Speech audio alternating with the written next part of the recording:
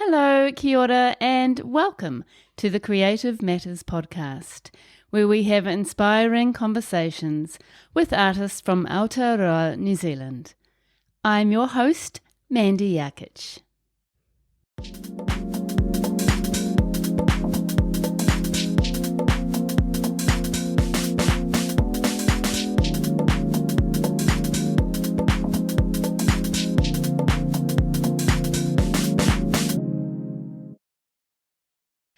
Michael McHugh is a New Zealand-born artist who resides in Sydney, Australia. For more than 3 decades, he's been exploring the vast potential of colour, composition and abstract form with an inquisitive emphasis on the natural world. Michael believes constant drawing and collaging to be fundamental to his painting process. This foundation enables him to fully explore composition and vigorously push boundaries with colour, pattern and technique. I had a lovely chat with Michael. We talk about his career in advertising and media and how he juggles life as editor-in-chief of the Mindfood magazine, which he and his wife founded in 2008, with his art practice and how working in publishing influences his practice and the way he works. We discuss his initial lack of confidence in his own art and how the passing of his beloved mother became a catalyst for developing his art practice further. He shares the story of his first opportunity to show his work and how, to his surprise, the show sold out within 20 minutes. This marked the beginning of his very successful career as an artist. We hear all about his painting and drawing process, which is fascinating, and he shares some of the tools, tricks and techniques he likes to use. Michael talks about his current solo show entitled Chroma at Martin Brown Contemporary in Sydney, which is on now and runs until the end of March 2024. Calling Michael McHugh across the Tasman in Sydney. Good morning, Michael. Hi, Mandy. It's lovely to meet you. Thank you so much for joining me in a very, very busy week right before your amazing solo exhibition in Australia. So thank you and lovely to see you. Yeah, thank you. It's good to be here. Yeah, it's very exciting. And your work absolutely inspires me. It's just something that I've always loved, that kind of thing, the way that you use colour and form and everything about it. And I've actually done quite a few sort of abstract garden responses with murals that I've done with youth and children in the community and that kind of thing. So it has nothing on your work, obviously, but I just have always been so drawn to that kind of amazing work. So thank you. And I'm looking forward to hearing all about it. So, Michael, you are in Australia, in Sydney, and you are New Zealand born and spent quite a bit of time in New Zealand and did your study here. So I'm really dying to hear about what your childhood was like and where you lived and then how you got to finally get to Australia. Sure. Well, I'm one of 8 children and I come towards the tail end of it. I'm number 7. So and my younger brother and I were always known as the babies. And the babies were really spoiled rotten and got away with murder, really. You know, we had quite a great life. And I think being surrounded by all that love and focus and attention, you do develop in a different way, perhaps, than the older brothers and sisters, because mum and dad were older. And, they were very settled in their careers and, all that. So we had a very different life than I think my older brothers and sisters. I was born in Auckland, but about the age of 4, I think it was, we moved to Whangarei. And Dad was the general manager of the Northland Harbour Board and Mum was the teacher at the local convent, St. Mary's. And that was the school I went to. And she taught me when I was in Standard 2. And she was a tough teacher, even, being the kid of the tough teacher. I still remember that. She was old school. It was always about, maths and English and spelling and all those things. She struggled with art, actually. She always hated when, the 2 hours of art that we got on a Friday afternoon. She'd always like, oh my God, what am I going to do? Um, but I always was pretty good at art, and what mum was really great at and dad was I think they acknowledged that talent pretty early on. And so I remember going off for, during school holidays to classes, um, drawing classes, painting classes, all sorts of different things around Whangarei. And I just loved it, and being a kid, whenever there was an art competition, I'd enter it. And I'd paint and draw. And I think as a kid, you get praise if something looks like something, so if you've, I don't know, drawn someone and it actually looks like that person, or if you've and so I've learned later in life, of course, that that's good to a point, but of course you don't always want it to look like something because you want it to be your own. But yeah, I did lots of drawing, but some of my brothers and sisters were also very creative, and I remember them drawing, and and it was that classic thing of Pete and I, my younger brother, would show mum, but yeah, but mum, whose is the best? Who's won? Whose is the best? And of course, none of us ever did. So, um, but I remember, I think it was about 12. It was in standard two, and I did oil painting classes with this really lovely woman, this older woman. And I remember it was in Hartier Drive. I've forgotten her name. And it was every Thursday afternoon with a friend of Pete's, actually, Paul Hudson. And we both went off and she taught us how to paint. And in using oils at that very young age, there's sort of linseed oil and all those sort of other bits and pieces that I kind of learned what they did, I guess. And I love the mixing. I really just did lots of landscapes. I've still got some of them, and they're pretty basic. But even in that, you can sort of see some layering of color. Um, but I always gravitated to the greens and golds and browns and those sort of moody tones, even as a kid. And I remember when, every summer we'd go off camping and up in the Bay of Islands, and I'd paint and draw. And yeah, it was just, I think as a family growing up, there was quite a bit of going on around me. So it was quite nice probably to lose myself in the art. Mm. At school, I did pretty well. I went to Pompelia College. It's a Catholic college up in Whangarei, and our year was the first year to do school C art, and then UE art, and then bursary art. And I did pretty well in those in terms of marks and things like that. And I had a very good teacher. Her name was Rosse Bailey, Mrs. Bailey, and she was pretty tough. She really didn't suffer fools, and she preferred the kids that really got into that art class and worked and really liked art. She didn't really have time for anyone who was going to muck around, in a class. So you never mucked around. But I think what she taught me was, again, looking back, I could tell that now as an adult, she kind of could see that I had something, or there was a talent there.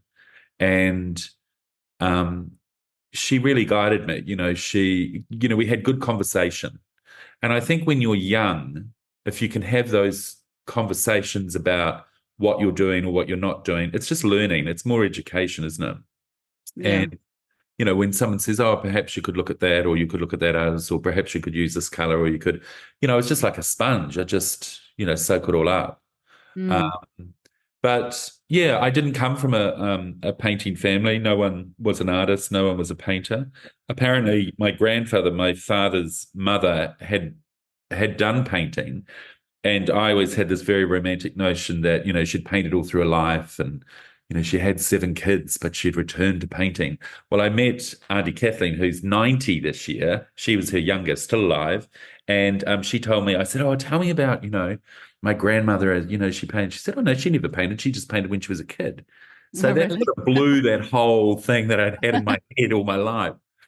And in fact, she said, "I don't ever remember her painting." So, Oh, really? That's so funny. yeah, but I have seen a couple of her paintings. And again, they were actually landscapes in the same sort of color hues that I used when I was young. So, Mm.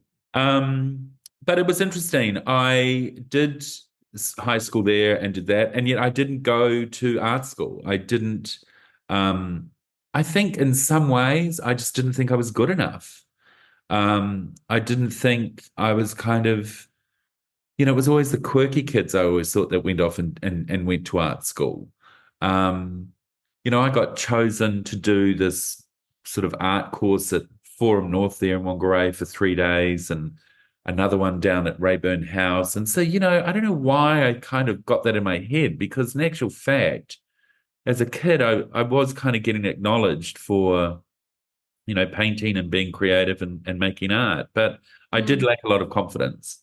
And um, I guess in some ways, as an artist, that just comes with the territory a bit. It just does. Yeah, But as you get older, you really don't care what other people think, to be honest.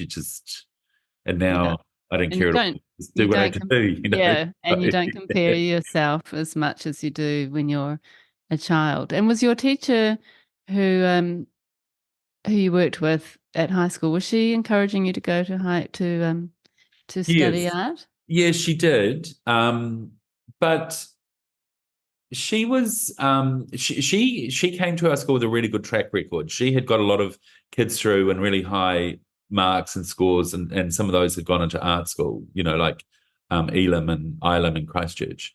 Um, but yeah, she was more kind of interested, I think, in what she was doing in that classroom. She wasn't so like she didn't really say, "Well, this is what you should do. Get the application." I don't remember that. Perhaps she did, and I've just forgotten. But it was in the 80s, and I think, there was still that thinking of, well, why would you be an artist? You're just going to be poor for the rest of your life. Yeah, yeah, Um, definitely. And there was definitely that. What did you decide to do? Were you thinking it had to be something creative and artistic? God, no, no, not at all. So I went to Auckland University and I started a BA, and I did things like political science, economics, and geography, and pretty Wow. much was terrible at all of them. And I did it for 2 years, and honestly, I had the best time. I had a great time, but I failed everything. Well, I might have passed a few, but and then I remember I was on holiday with mum and dad, the whole family that summer after those 2 years, and I sort of got the talking. I got the strong messaging that I have to do something. I've got to get my act together.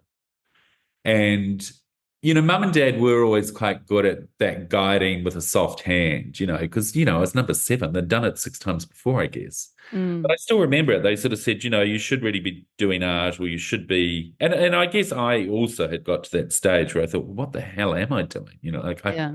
I don't know what to do. I was working part-time in restaurants and, so as a student, I was making good money and, so I was young and silly. You kind of earn your money and you Mhm. go out and spend it. And, Yeah, we've all that's, done that. yeah.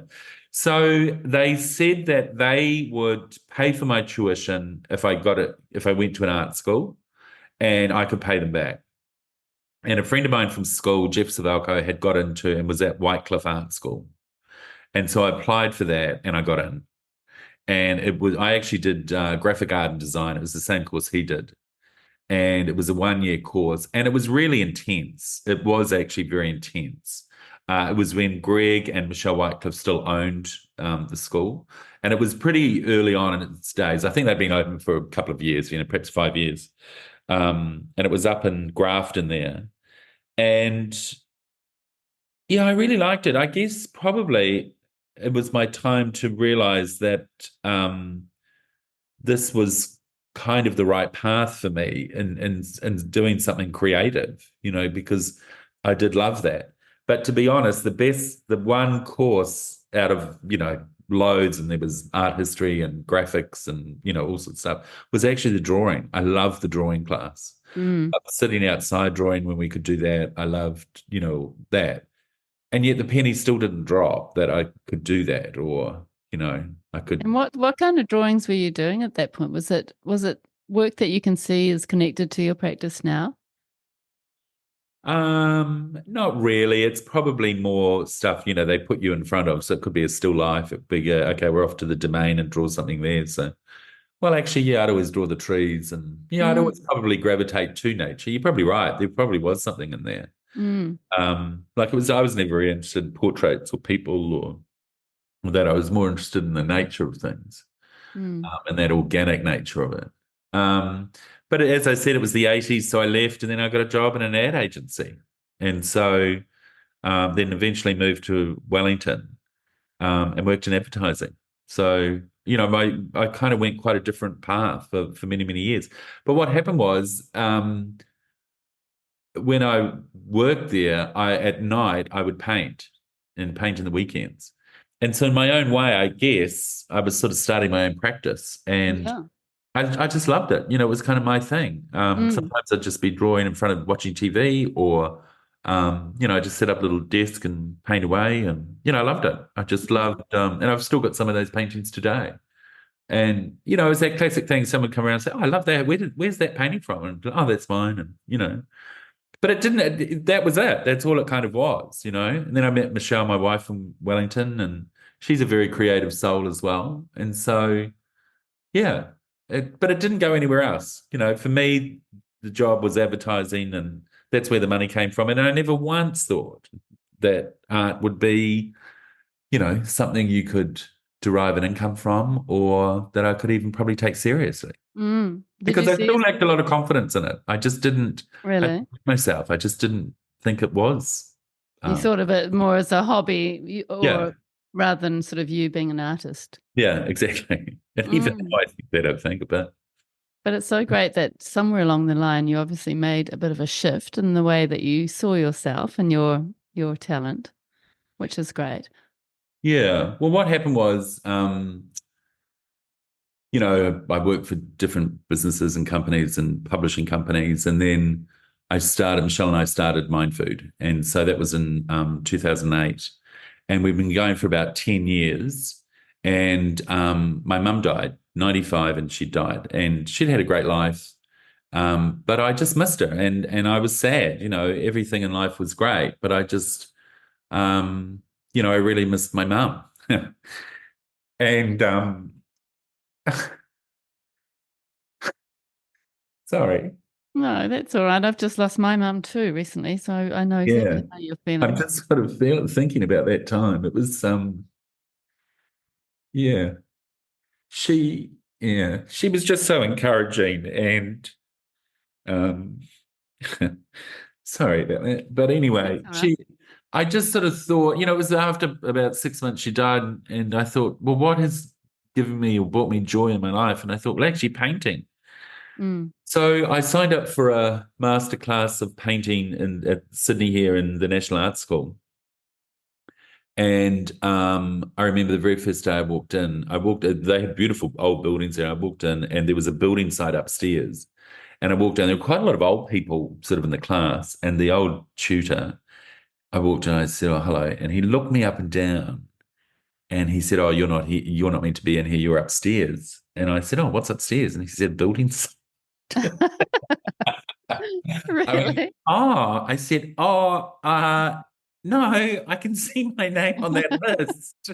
That I is thought, so wow, funny. that is a good start. So I I love jumped that. off. And look, I had no idea what to do.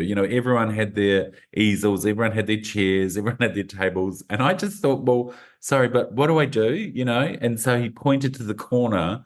He was very monosyllabic. Anyway, so I kind of found this broken easel. It was broken, the easel. So I ended up with a table and this shitty little chair. And the course was 8 weeks. And the people on the course were like professional weekend art goers. They'd all talk and compare about the courses they'd done and who they knew, and it was, all that. I just wanted to get in there and paint. I didn't really care who was, that's all I wanted to do. And the guy next to me didn't really say too much. And then on the last day, he said, I'm going to do a show next year. Would you like to do show with me? And I said, oh, I don't think I'm show ready. And what I'd done for those 8 weeks, I'd get home and I'd paint and draw all week, which I love. And then I'd get back into the thing and show them, and there'd be a few grunts from the tutor. And then on the very last day, you kind of had to show everyone. And it seemed quite positive, but again, it was like, oh, whatever. And so when he said that, and then I thought, well, why not? And he said, you've got to just show the gallery. It's a small gallery along Oxford Street. And if she likes it, you can show. And so I went, and it was called Project 90. It was the owner was Katie, and I showed her, and she saw the first one. It was just on my iPad, and she said, "Have you got representation?" I said, "No," and she said, "Yep, definitely. We'll definitely show you." And Wow. so that was just wow, that was just Yeah. like, wow. And were you doing that course full time, or was that beside No, no, no, it what was you're just a doing? Saturday. It was 10 to 4. Oh wow. And that was while you were sort of working, well, being the editor in chief at Mindfood. Mindfood, yeah, exactly. Wow, which So, is huge. so anyway, 9 months later, I'd done the 12 paintings, I think it was. And we're going to the opening, and Michelle and I are in the back of the cab. And I said to her, listen, if nothing sells, can you just buy one? Just at the end of the night, you don't need to tell me. And then I can just say, wow, sold one. And she said, yeah, no problems. So anyway, we get there, and 25 minutes later, I'm standing there and they're all sold. And Oh I my God. still remember that feeling. I still remember that. I can still see myself just looking around the room and I just couldn't believe it. It was just extraordinary. That is amazing. And that would have been, I guess that would have been quite a pivotal moment in the way you saw yourself as an artist. No, I still think, but why? Why Really? are they behind? You still doubt yourself. Well, I How did. funny. I still thought, oh, wow, that's amazing. But I still thought, oh, okay, wow, cool. So then she wanted more work. So I did two more paintings and I took them in, I don't know, a month later or something. It was a Sunday afternoon and they were for her summer show. And there was a couple. There was a couple with a greyhound dog, of course, because it was in Paddington, and another couple. And she was talking to them, and she said, "Oh, is this them?" And I said, "Yeah." But I sort of got embarrassed, so I just sort of left them and left the paintings and went home. And as I was walking in home, she rang me and she said, "They've sold. Those couples bought those two paintings. What else have you got?" And Wow. they took me so long. Those. I mean, um, oh, well, I had no idea how it worked. And I said, well, what do you mean? And she said, well, I need more. I went, oh, okay. Well, that took quite a while. And she said, well, can I have two more? And I thought, well, I can't, I don't sort of. So anyway, then I got back in the room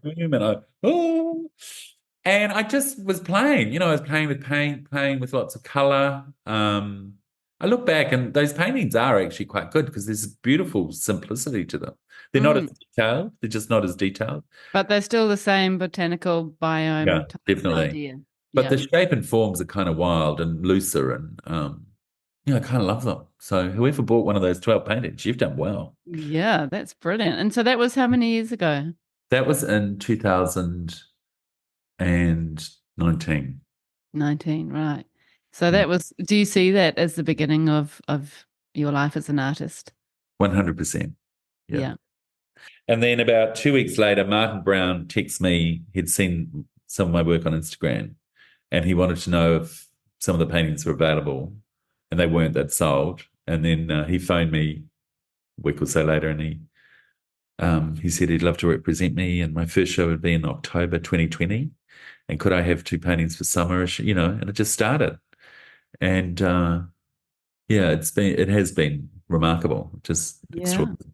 Mm. Oh, and it just seems such a beautiful journey that you finally found this, and that's what brings you so much joy and connects you Yeah, with your mum, and yeah, it's beautiful on so many levels. I just yeah, can't imagine how you could, have you've got your own business, McHugh Media, yeah, yeah. and you're running the you know, Mindfood and doing all these amazing things and publishing. How can you find the headspace How does it to be work? making? Well, we've been going for 16 years, and funnily enough, I have introduced a colour issue once a year into Mindfood. So you see, there is a crossover. But we've got staff that we have had for many, many years. So we all kind of know what we all do and what each other does. And from COVID, we all then just started working from home, and we still pretty much do. Mm, Um, I come in very much at the last week of deadline and at the front of the month in terms of idea creation and commissioning and stuff like that. But in between, I pull right out, and that's when I'm painting. Having said that, though, I'm pretty much painting and drawing every day because I've got the studio. And, mm.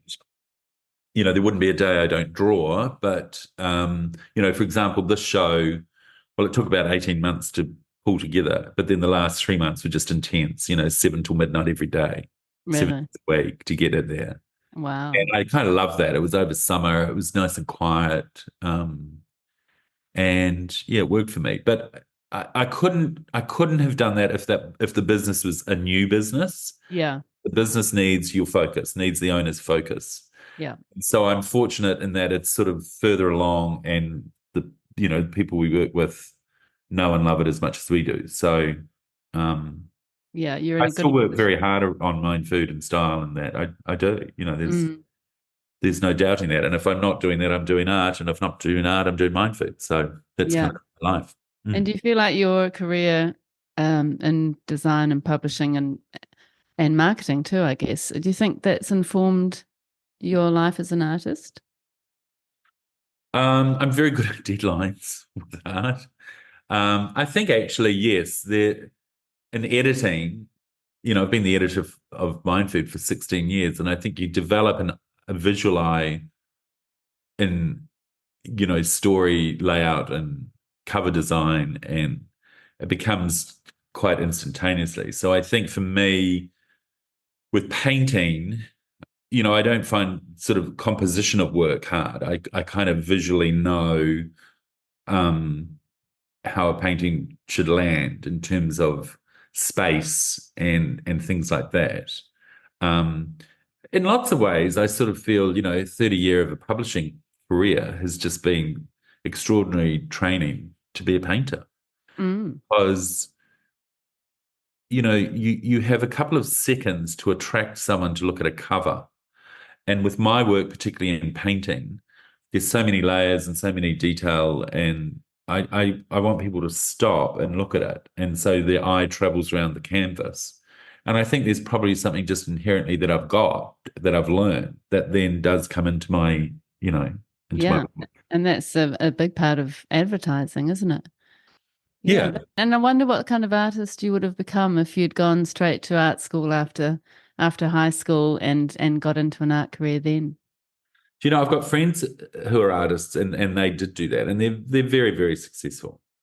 But I just don't know if I would have had the confidence to do that. And I just don't think I would have, it's hard to say because you don't know, but it would be hard to imagine developing the work that young and kind of not worrying what people think. I'm at an age I don't care. I just don't care. Yeah. And And, that is and, very and empowering, isn't it? well, it is particularly with painting because at the end of the day, for me, painting and creating art is such a personal, emotional um, sort of experience. There's a lot of love that goes into those works. And, when I'm sitting there or standing there making them and it's quiet and I'm in that zone and I'm in that, it's almost like a trance. I'm in there doing it. And the paintings that I believe are really good are the ones that I have just gone into that space and really lost myself in it. And Mm. there's something about that in creating the work. And for me, that's what I need to do. I need to go into that. I can't just all of a sudden walk into the studio. Okay, here, I'm going to paint now. I've got half an hour, I'm going to paint. It just doesn't work like that for me. Yeah. I really have to kind of hand myself over, I guess, to the art gods.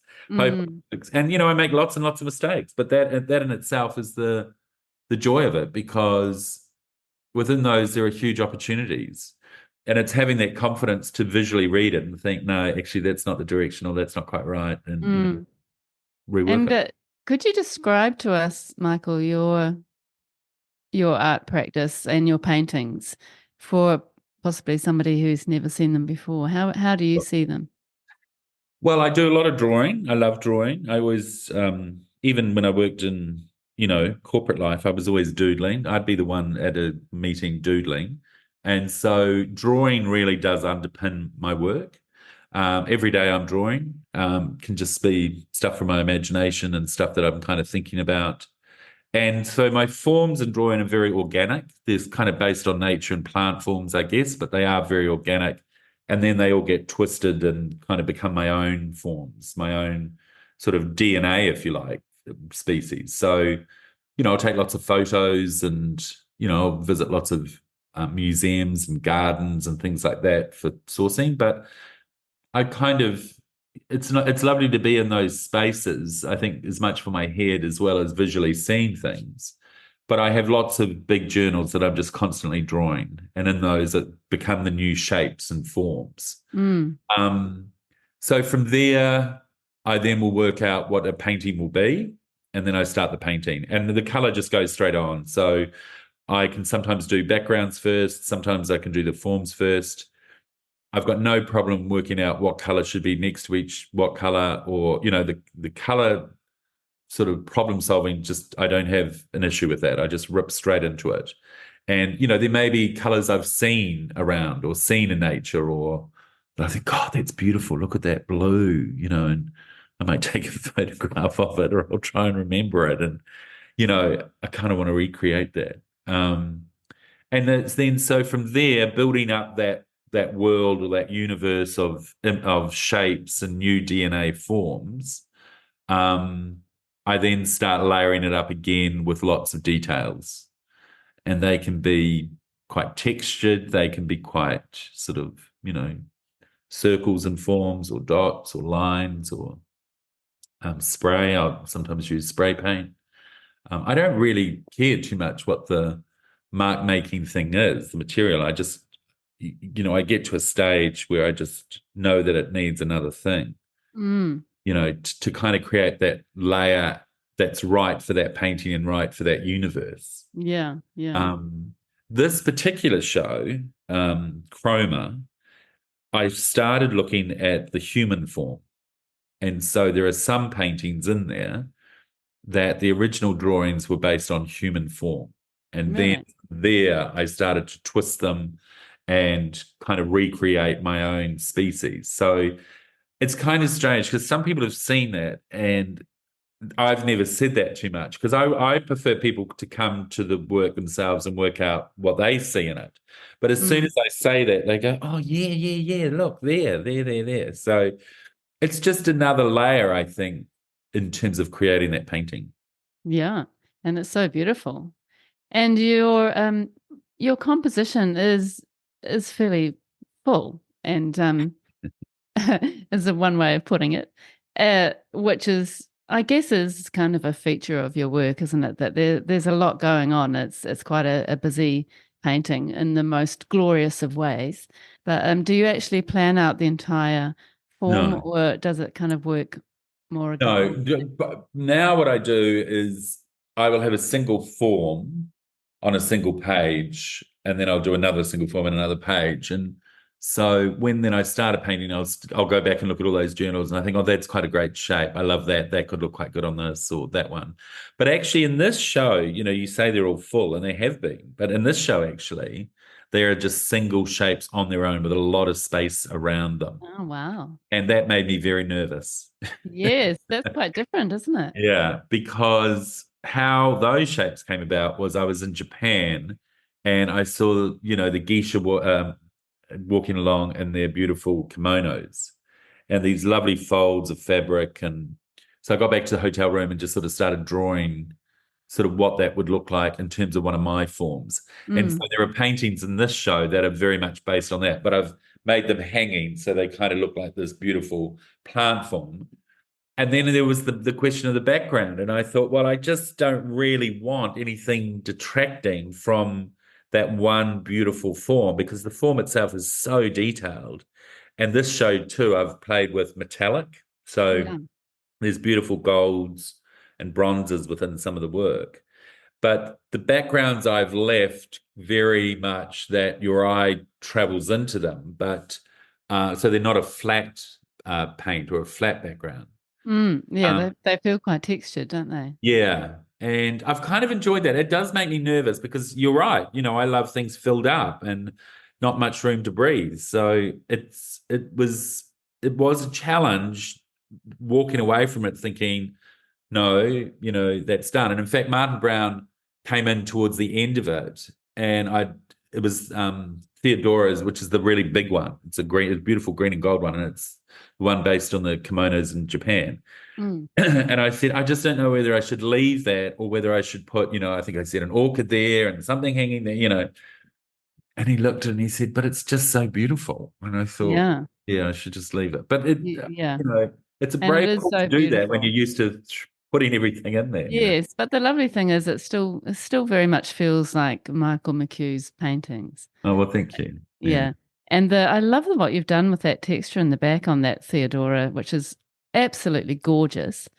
Yeah. It's you're using quite a few different tones of greens and yellows. And have you just done sort of interesting things with your paintbrush, or how have you actually created that? Yeah. So that had about five different greens and a white in there as well. And big brush, a really big, and I love dusty old, rusty old brushes that kind of got scraggly old ends. And painting quite fast and rough. And then I would drag. I've got these little wooden sort of well, it's just a little piece of wooden rectangle bit of wood, and then I drag it to get me the paint even, and then Mm. that blurs the paint, and then I'd go again with the brush. It took a long time because it's a very big canvas. It's a 2 meter by 2 meter painting. Wow. Um, and I think I did the top left-hand corner and loved it. And I thought, oh, do I keep going? What do I think? My arms are sore, because sort of you're standing there and and I think, oh, but anyway, I loved it. And then I just got into it and it took a whole day. But Yeah. look, so yeah. Oh, it's beautiful. I mean, it would actually make a beautiful painting just that in itself. And so you do have this lovely space around it, but then within that painting, there's so much detail. And I love your sort of geometric triangles in one section, and you've really kind of gone gone there with the detail, and then the beautiful color palette, which is, even though it feels like it's kind of a similar color palette, it still is really quite varied, isn't it? Yeah, there's a lot of red and blue and orange and yellow, and as I said, the metallic. There's a beautiful mauve in there. You probably don't realize it until you're standing in front of it and you really are looking into it that you realize there's a lot of color in there. Yeah. And that's the trick, making sure that those layers don't scream something too strong to take away from, the overriding color palette. But the interesting thing with this painting is it's kind of come full circle because, I saw the kimonos in Tokyo and was drawing them. And in actual fact, someone in Japan has bought it. It's going back. Oh, really? It's already been sold. Yeah, so it's kind of weird. It's come this full Yeah. circle. Yeah, And I I think, wonder if isn't they that sort of great? subconsciously connected with that Yeah, sort of the Japanese feel. yeah. And the gold circles, are they, how have you made those? Are they just painted on? They So seem so yeah, so perfect. what I do is I create a stencil. Yeah. Um, and then there's a place here in Sydney that I send it off to, and that's a very big stencil. So it's one of the largest size formats they wanted. And so for this particular show, I did three different stencils, and I got them to make them. And then it's a spray. Okay. It's a gold spray. Yeah. Yeah, that is so, it's just such a great way to do it because it makes it so perfect, doesn't it? They almost look like stickers. Well, the trick is, and here's a trick, is it's actually behind so behind that is very shaded. It's very dark and light. And so there's quite a bit of texture and light and dark in the back. And so once the gold goes on top, it looks very three-dimensional. Mm. The gold shines like, that's the one with the sparkly eyes and very pretty. But in actual fact, the background's doing the heavy lifting. Yeah, yeah, I see what you mean. That's so interesting. And then in that show, you've also got paintings that are really using quite a limited color palette, although again, probably more colors than first meets the eye. But there's a Paradise Point, which I love, which is Oh, yeah. Yeah. very sort of blue, very blue, Yeah. I and has, love blue. When I grow up, I want yeah, a whole show in blue. I love blue. when you grow up. I Yeah. love that. That would be an amazing thing. And you've done that a few times in the Yeah. past. There's always a blue painting in every show. There's always an orchid in every show because my dad had an orchid house. And as a kid, I used to love going in there and just, he would be pottering them or splitting them up or, when they were all flowering, he'd take them into the house. And I just love Mm. that moment. So yeah, there's always an orchid in there somewhere. Yeah, which is a nice tribute once again to one of your parents. And all the paintings in chroma, which is starting tomorrow, which is insane. I can't actually believe you've got time to talk to me. You've done well. That show is on for most of the month at the Martin Brown Contemporary in Sydney. Are they all really big? No, the blue one, for example, is 60 by 60 centimeters, and there's two small ones. There's a blue one and a sort of orangey red one. And then it jumps up to 100 by 100 centimeters. Theodore is the biggest at, 2 meters by 2 meters. Um, but no, they're pretty good size. Mm. And you do like to work big in general, don't you? Well, actually, for the Milford show last year, I did all these small ones, thinking that's what the market would want. And what happened? All the big ones sold. So I don't know. You can't pick it, but you can't paint for that either. You got to paint what you feel like painting and lose yourself in that. And What you're vibing. yeah, but the thing is, I loved all those small ones there. I was sort of surprised I didn't go. So Yeah. So um, unpredictable, isn't it? It's really hard to gauge. yeah, exactly. Yeah. And I have seen photos of you in your studio and a few interviews. So your studio is massive. I love the way you've got the white paper on the wall and your paintings often just propped on cardboard boxes up against the papered wall, which is such a good idea. The boxes, of course, are magazines. Oh, right. Of course they Yeah, are. Yeah. yeah, And you seem to work on a number of pieces at a time. yeah. How do you work out what you're doing? Well, it's quite good because I'll have about three or four on the go. And of course, they're all at different phases. So, I could be starting one, so it's very fresh and new. And then the next one's further along, might have the background and some of the main shapes on. And then the other one might be starting the detailing. Um, you go a bit mad if all you've got is all the detailing left. And obviously, when you're doing a big show like this one with Chroma, the last few weeks was just detailing. And of course, it's your head down just doing it. And so Mm, it's always great when there's other parts of a painting you can lose yourself in rather than just that, because yeah. that's really consuming. Yeah, totally. And do you put your paintings on a table for the detail, or you just still Yeah. work up? I'd probably start them on the wall. I quite like that just to get going. But no, then they're down on a table because Mm, the detailing is quite intense. Um, and in this show particularly, there's in some areas there's sort of three or four or five dots in one sort of area, and yeah, yeah, and you need good light. You need good light yeah, above you to do that. and good glasses. Yeah, exactly.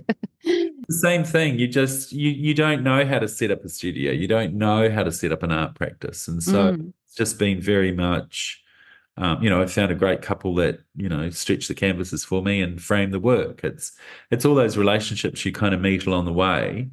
Where I buy my paint and well, it's all that sort of stuff that you just don't know when you first start. no. And you make lots of mistakes and you just kind of eventually get there and you get into that pattern that, feels right. Mm. And back to your detail, are you actually using acrylic Yeah, it's all acrylic. it's Yeah, it's all acrylic? Yeah. acrylic. Even though you did the course at when you were 12 years old and oils. I know. Well, I did paint actually before I left New Zealand, um, and before I came to Australia, I was painting in oils. They were pretty miserable, dark, grim, black looking landscapes with no joy in them at all. But they were all oils. Mm. And I do apologize now to the family members who got them for Christmas and birthdays. But, sometimes I'll see them on their walls. I think, oh my God, what was I thinking there? I'm But, sure they don't think like that at all. And so you are just speaking of the detail, you are adding more acrylic paint on top just with a very fine brush. Is that how you work? sometimes rush, but there's a German company that has created it's like a pen that you pull apart and then you take their paint and mix it. So you can create, I can create any color I like. And then I put that into the pen format, and then it's the pen format that I'm putting the acrylic paint on for the Wow. fine stuff, the super That's duper. amazing. I've never heard of that. Yeah, I don't know what the name of the company is because all the paint splattered all over the pens. But um, yeah, I've got a lot more adventurous with the colors I'm making with that, and they're so fine. They're really the fine stuff. Mm, And the others are brushes and stuff. Yeah. mm. That's really interesting. Your works bring so much joy to the viewer, and from what I hear, they bring a lot of joy to you as well, which is amazing. What is it that you are trying to get across, do you think, and why are you so connected to creating these environments? Oh, that's a good question. um, I I love I love creating things. So I love, the drawing phase where I'm sort of losing myself and creating a new form and shape, and almost the ridiculousness of where that can lead, because you don't know where that's going to lead. And it's the same when you start a painting. You don't know how it's going to end. You don't know where it's going to land. And so there's something in that. You do really hand yourself over to that unknown. And I think early on that's quite scary, because you don't know. Well, first of all, I guess you don't know what you don't know. But if it isn't going visually where you want it to go, or where you think it should go, that's annoying as well. So when you hand yourself over and you're just lost in those moments of creating work, and there is something really fantastic about that. There is just something incredibly blissful, and that is really good for my brain, my mental health, my physical health, just the way I think. And there is something really extraordinary getting into that moment, I think, in creating the work. And there is a lot of love that goes into it. There is a lot of emotion. I know if I've had a shitty old day or my head's not in the right headspace, it takes a long, long time to get into that. It just does. But when you do lose yourself in it, you really are just running at quite a different level of creative output.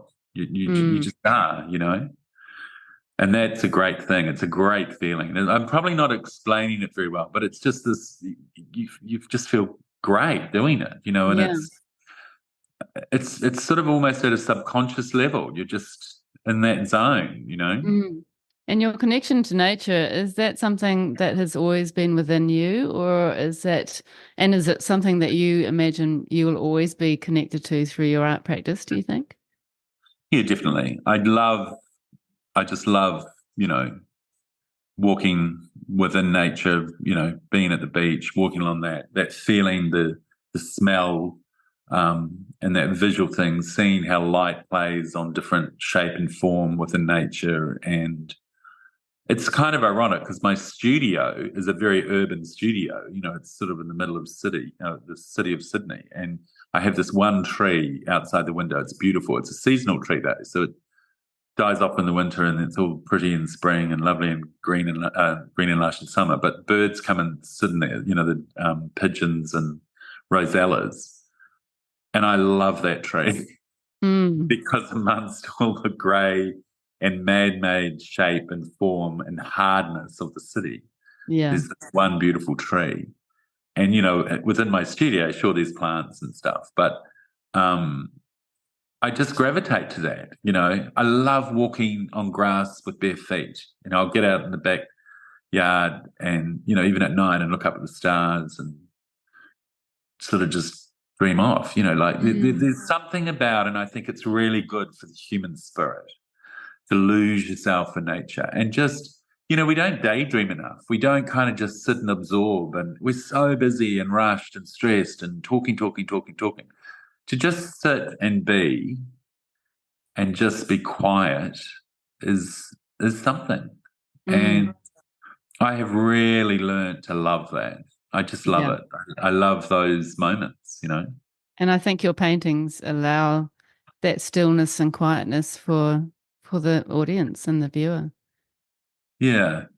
Look, I think you do get taken into the paintings. I think because of the layering and the color and the form, you can lose yourself in it. And I think your eye can travel around the canvas or a canvas and kind of experience that.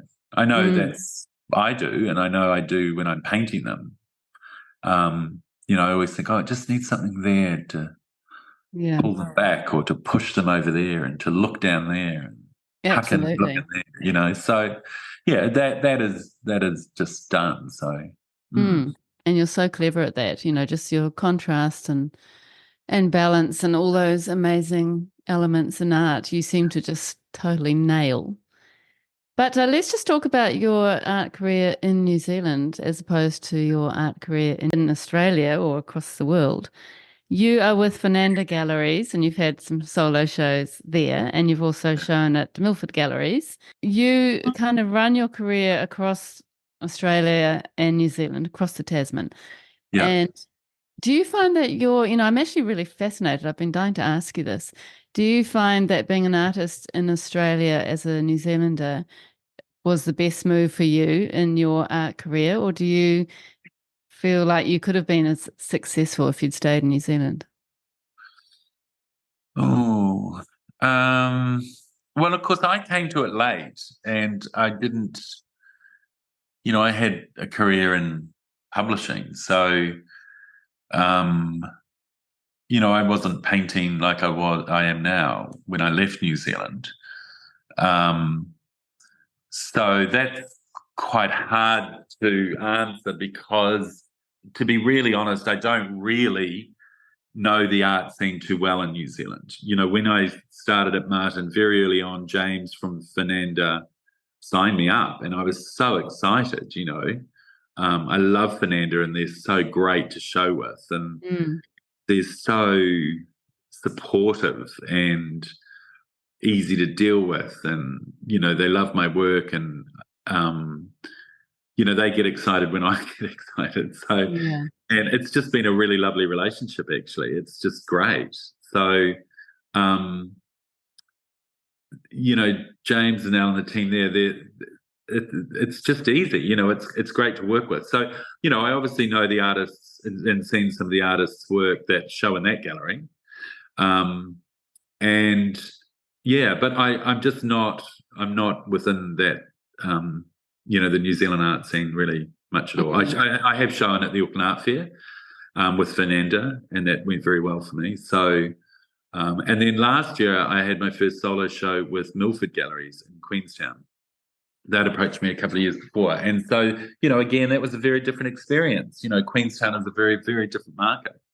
Um, and it's very exciting when an American comes in off the street and buys your work, and you think, oh my Yeah. God, or some Yeah. fancy person from Auckland who's got a big house in Queenstown buys a big painting. You think, oh wow, cool. Um, you know, And do you find that um, the sales are kind of similar from your galleries in Australia and your galleries in New Zealand? Look, I think it would be fair to say that New Zealand economy has been tough over the last couple of years, and I don't think I think that's across all industries. I don't think that's just an art and art sales. Yeah. But I think I'm fortunate to have those galleries there, and they have done really, they work very hard on my behalf and do really well, and seem to be incredibly well connected with people who want to buy art. So Mm. I've done pretty well. Yeah. But they love the work. So if you've got someone who really loves your work and they're good champions, you're halfway there. Yeah. That's a big part of it, isn't it? And It you sure is. you rely on your galleries to connect with your audience. You don't have a website at the moment, but you have an amazing Instagram page, which you are very generous on.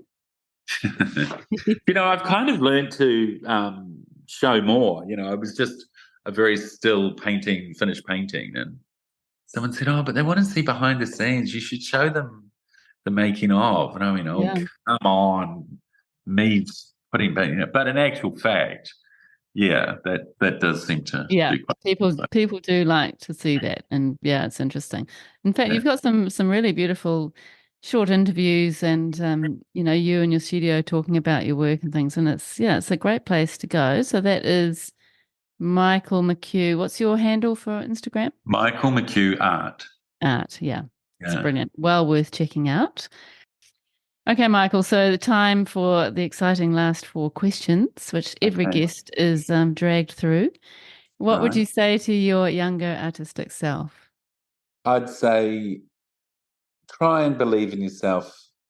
Do believe in yourself, but try and believe in yourself earlier when you're a bit younger.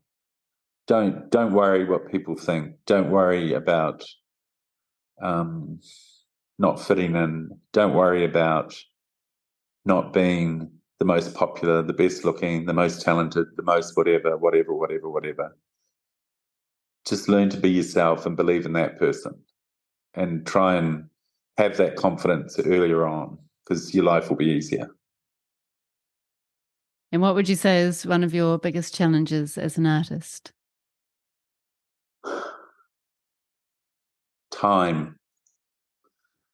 Having the time to develop and and not losing that focus to just constantly be pushing and trialing and developing. It's always time, and it's an interesting thing because, this show's about to go and open, but I just can't wait to get back into that studio again, because, I've developed to a certain point for the show and I love it, but now there's so much stuff that's come out of that show. I want to keep going and develop that. So I'd say time and development. Yeah. Mm.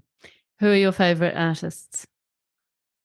There's an extraordinary Indigenous artist by the name of Bugai Waialta. She's from Western Australia and lives right out in country, and I just love her work. I've got a few of her paintings, and she's in her 80s, and just the colour and light in her work is just extraordinary.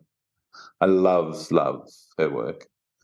I love the quirk and humour in Joanna Braithwaite's work. I just think she is just an extraordinary, accomplished painter, and I love her work, and I've got lots of her work. I like the American artist Shara Hughes. I think what she does with colour within a landscape is quite extraordinary, and I've seen some of her work in real life, which is big in terms of scale and that losability as a viewer. And there's something in there that I really like. But I'm quite eclectic. I kind of, even this show I was looking at Gustav Klimt and his work and the beautiful work he was doing with golds and metallics and patterning and things like that. So I jump around a bit. David Hockney I love, particularly the earlier work and the brighter work. And one of my favourite paintings is the Grand Canyon. I just think that is the sheer scale and colour, and it's at the Canberra National Art Gallery here in Australia, and I love that painting. So yeah, there's lots. Good list. And why do you make the kind of work you make, do you think?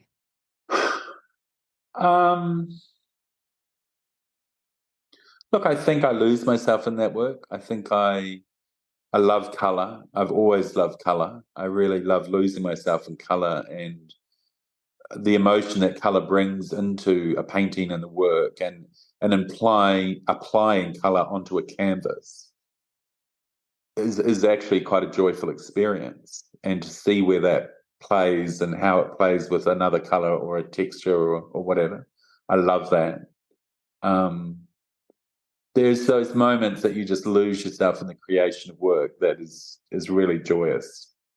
And so, yeah, there's an emotion there and that connection to making work that you just absolutely lose yourself in, that is just great for your soul. It's this feeling you get in making work. It's extraordinary.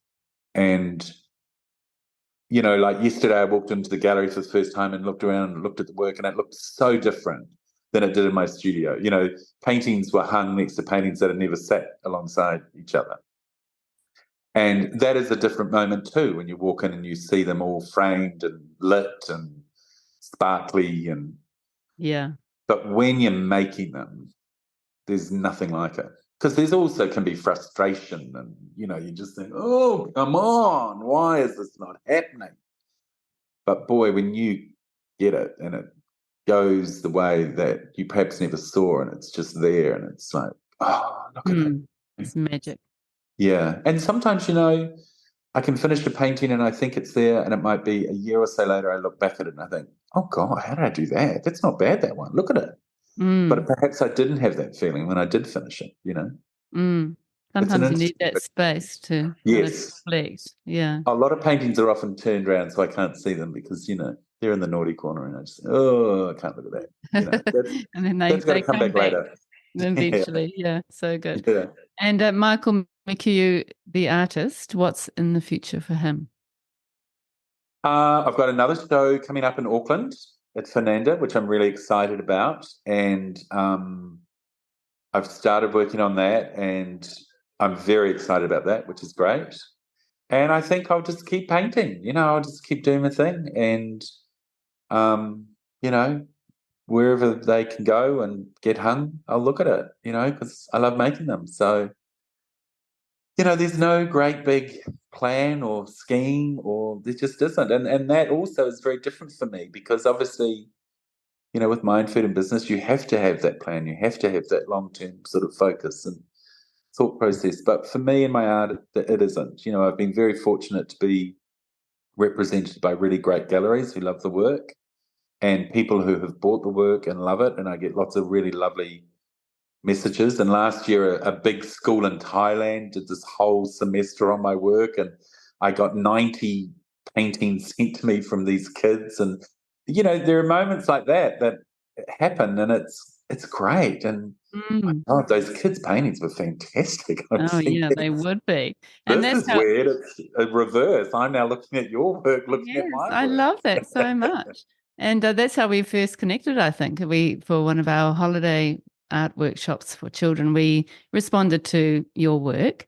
And then I think you commented back to say, looks amazing or something like that. And then I asked if you'd like to be on the podcast. So, for me, and that's my business, Creative Matters, it's so nice to connect with artists like yourself and to show children what you're all about and then let them respond in their own individual ways. And then to Yeah. finally make contact with the artist is very exciting. Look, I really do believe everyone should get involved in some creative output. And if you can really help children very early on enjoy that and lose themselves in it and appreciate their talent, they're going to have a great life because to be able to then fall back into a creative, moment in their lives to lose themselves in, it's a wonderful thing. It really is. Yeah, it's really important to us. And we really believe, like you, in the value of children getting creative, which sadly is not there in such a big way in schools at the moment. It definitely should be. It just it just is so good on so many levels, for their mental health, for their outlook in life. It also balances kids out a bit, and all of a sudden the favourite ones are the ones that are good at sport or the ones that are popular or the good that are, it all gets balanced out a bit, Yeah. which I think is important. Yeah, definitely. All right. Well, Michael, I'm going to let you go. I'm not sure what you've got planned for your afternoon before your show, but hopefully you'll be able to put your feet up at some point. Well, thank you, Mandy. Yeah, well, thank you. It's been such a pleasure meeting you. You too. I've really enjoyed it.